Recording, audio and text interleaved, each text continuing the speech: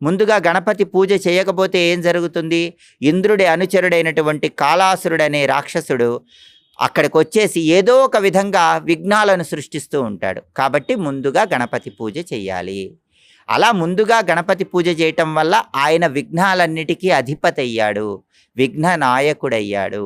అందుకే ఇక్కడ మనకి సంకటనాశక గణేశ స్తోత్రంలో సప్తమం విఘ్నరాజేంద్రం, విఘ్నాలన్నిటికీ రాజు లాంటి గణపతికి నమస్కారం అంటూ 7వ నామం చెప్పారు. కాబట్టి మనమందరం కూడా ఈ విఘ్నరాజు అనేటటువంటి గణపతికి సంబంధించిన నామానికి సంబంధించిన కథను విన్నాం. కాబట్టి ఈ కథ ప్రభావం వల్ల ఈ కథను విన్న వాళ్ళందరికీ కూడా విఘ్నాలు ఉండవు. వాళ్ళు ఏ పని ప్రారంభించినా వాళ్ళ గణపతి సంపూర్ణమైన అనుగ్రహం కలుగుతుంది. ఆ తర్వాత ధూమ్రవర్ణం తథాష్టమం అంటే గణపతికి సంబంధించిన 8వ నామం ధూమ్రవర్ణం. ధూమ్రవర్ణ